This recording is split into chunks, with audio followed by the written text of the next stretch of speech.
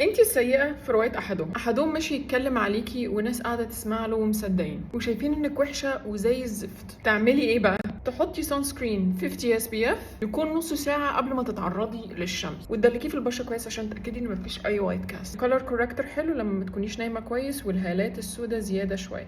ياك تكوني افتكرتي اللي انا اقولك ازاي تدافعي عن نفسك وتثبتي للناس ان اللي بيتقال ده عليكي مش صح. في نوعين من الناس اللي بيتكلموا عليكي من ورا ظهرك. النوع الاول اللي هم مش عايزين الكلام يوصلك وخايفين ان الكلام اللي بيقولوا عليكي يوصل. النوع التاني وده الاسوأ اللي بيتكلموا عليكي وعايزين الكلام يوصل. نسيب الكونسيلر بس ينشف شويه. النوع الاول دول اسهل ناس التعامل معاهم عشان سهل جدا تجاهلهم، ومش فارق معانا الناس اللي بيسمعوا لهم وبيصدقوا كلامهم عشان بيبقوا شبههم. اما النوع التاني ده فصعب التعامل معاهم شويه عشان بيبقى قصدهم من الكلام ده ان هم يجذبوا انتباهك ويخلوكي تردي عليهم، فيخلوكي بقيتي ديفنسيف بتحاولي تثبتي ان كلامهم غلط، وكل ما تتجاهليهم ممكن يفضلوا يزودوا في كلامهم عشان يحاولوا يجذبوا انتباهك اكتر. لكن الفكره في الموضوع كله ان ما ينفعش توقفي القافله وتنزلي للناس دي. النوع الاول لو وقفتي القافله ونزلتي اتعاملتي معاهم مش هيبقى فيه مشكله، هم اساسا جبنه. لكن النوع التاني هم عايزينك اساسا توقفي القافله وتنزلي لهم، فبيكون صعب عليكي شويه انك تكملي في حياتك عادي وتتجاهليهم. بس ده بيكون احسن رد عليهم عشان ما بتعملهمش اللي هم عايزينه، وهو انك تديهم الاهتمام اللي هم عايزينه. وفكري فيها كده، الناس اللي قاعدين يسمعوا لهم ومصدقينهم هيفرقوا معاكي في حاجه؟